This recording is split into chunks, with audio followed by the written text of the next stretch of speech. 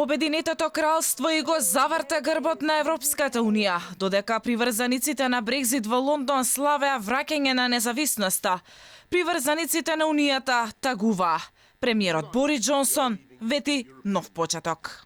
Ова е зора на нова ера, во која веќе не прифаќаме дека вашите животните шанси на вашето семејство треба да зависат од кој дел на земјата сте во кој растете.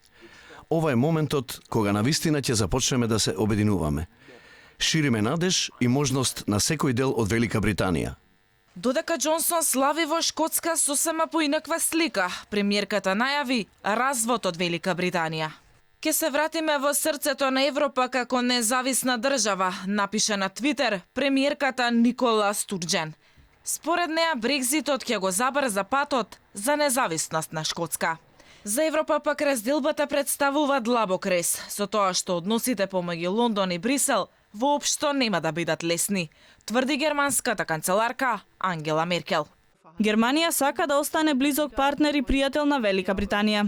И Макрон на слична линија со Меркел вели дека излегувањето на кралството од европското семејство е историски аларм што би требало да ја принуди унијата да се подобри.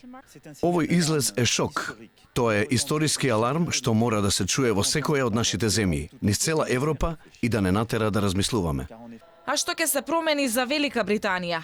За почеток не многу. Во престојниот 11-месечен транзицијски период, Лондон во голема мера ќе се придржува до европските правила. За сега Британија останува дел од заедничкиот европски пазар и од Царинската унија, но таа нема да има право на глас во Европскиот парламент. Британските државјани веќе не се државјани на Европската унија, но тие и натаму ќе можат слободно да патуваат и работат во земјите од унијата.